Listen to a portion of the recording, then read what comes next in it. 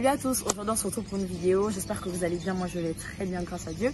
Déjà désolée pour la longue durée parce que ça fait quand même plus de 3 semaines que je n'ai pas publié de vidéo. Mais quoi qu'il en soit, je suis là aujourd'hui. Alors comme vous avez pu le voir, le titre de la vidéo c'est être un modèle. Je viens avec une exhortation tout simplement parce que ça fait longtemps et que le Seigneur a posé cela dans mon cœur.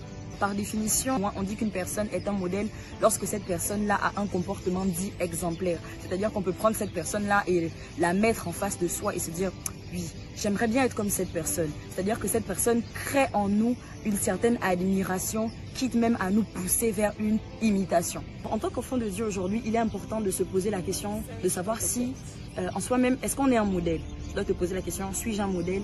Tu dois te poser la question « ai-je un modèle ?» Tu dois te poser la question, est-ce que Christ est mon modèle? Alors, je vais lire la parole de Dieu dans le livre de Éphésiens chapitre 5, verset 1, qui dit « Devenez donc les imitateurs de Dieu comme des enfants bien-aimés, et marchez dans l'amour à l'exemple de Christ qui nous a aimés et qui s'est livré lui-même à Dieu pour nous comme une offrande et un sacrifice de bonne odeur. » Amen. Cette portion de texte nous emmène à comprendre que le du Seigneur pour nous, c'est qu'on soit comme lui. Le premier modèle, donc pour répondre à la question, quel est ton modèle? Tu dois tout simplement te poser, est-ce que Jésus est ton modèle? Est-ce que tu te bases seulement sur tes expériences, sur les expériences de la vie, sur les citations, ou est-ce que tu te bases sur la parole de Dieu? La Bible complète en disant, comme une offrande et un sacrifice de bonne odeur. Nous devons nous poser la question également de savoir, est-ce que lorsque je dis que j'imite Dieu, est-ce que c'est un parfum qui monte à lui, tel un parfum de bonne odeur? Est-ce que lorsque j'agis, je reflète Christ? Lorsque j'agis, est-ce que je respecte mon modèle? D'où la Bible a dit, comme un parfum de bonne odeur. Soyez des imitateurs de Dieu. Moi, j'aimerais aller plus loin en disant que notre adoration monte au Seigneur tel un parfum de bonne odeur. L'adoration, pas seulement au chanter, pas seulement au danser, mais également au comportement. Parce qu'on peut adorer le Seigneur de par notre comportement, par notre façon de présenter son amour à notre prochain. En tant qu'enfant de Dieu, notre premier modèle, notre premier exemple doit être Jésus-Christ. D'où on va se poser la question, qu'aurait fait Jésus s'il était présent au XXIe siècle? Et à cette question répond bien sûr la parole de Dieu. Vous savez, la Bible déclare que le commencement était la parole était avec Dieu et la parole était Dieu. Donc c'est pour dire que tout dans cette vie tourne autour de la parole de Dieu. Toute situation compliquée, la réponse se trouve dans la parole de Dieu. Toute question qui ne trouve point de réponse, en réalité c'est parce qu'on ne cherche pas au bon endroit, parce que la réponse est dans la parole de Dieu, parce que la parole de Dieu est la réponse. La réponse pourquoi? Parce que c'est tout simplement la vie de Dieu par rapport à X ou Y situation. De plus, la question qu'on pourra encore se poser en deuxième partie, c'est est-ce que je montre l'exemple? Est-ce que je suis un modèle? Alors, lorsqu'on décide de suivre Jésus, il est important de se dire déjà que le monde nous observe. Qu'on le veuille ou non, le monde nous observe.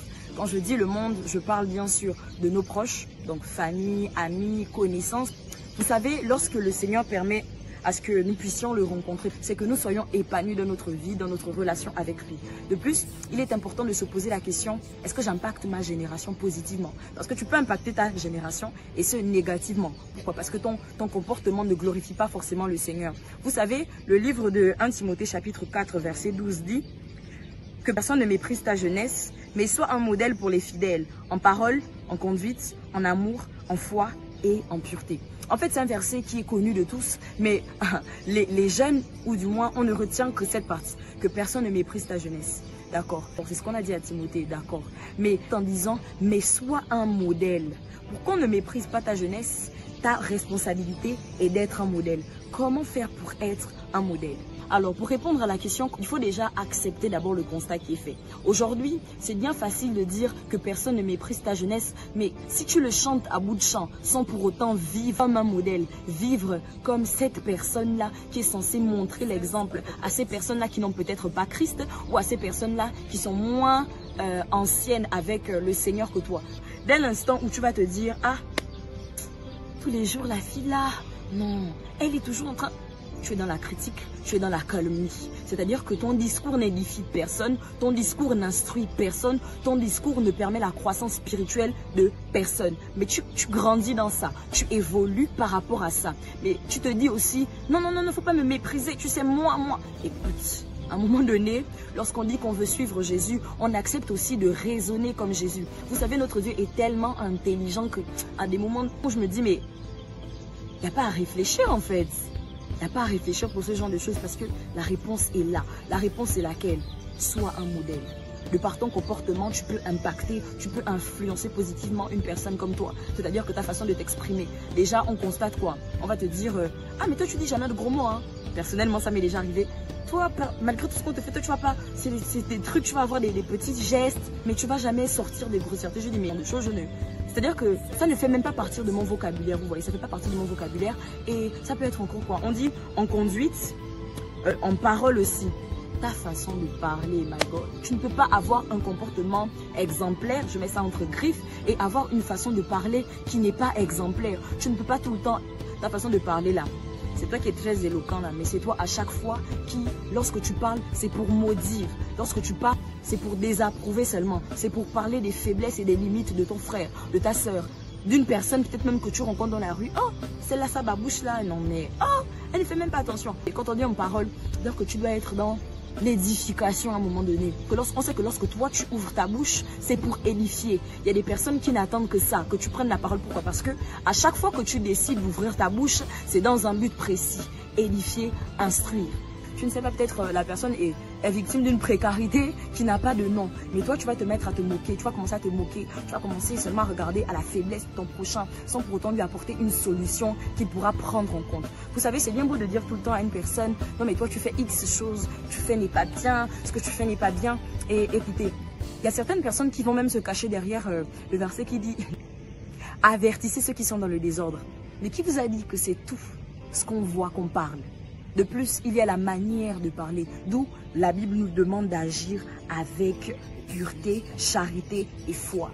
Vous savez, lorsqu'on a l'amour du prochain, c'est que lorsque tu veux réprimander une personne, c'est avec amour. Tu n'agis pas parce que tu as vu un problème, tu agis parce que tu aimes ton prochain, tu aimes ton frère et tu as vu que mais ah, ce qu'il fait là n'est pas bien. Voilà ce que la Bible déclare. Fuis l'impudicité. Ce que tu fais n'est pas bien. Voilà, c'est la parole, c'est ce que j'ai vu, d'où je t'en parle. Je ne viens pas pour t'accuser. Vous voyez, tout ça, c'est un travail. Vous savez, le grand a chanté « La vie, c'est l'amour, la vie, c'est l'amour ». En fait, c'est parce que la vie, c'est l'amour. La Bible déclare le plus grand commandement. Tu aimeras ton Dieu, tu aimeras ton frère et ta sœur. C'est l'amour.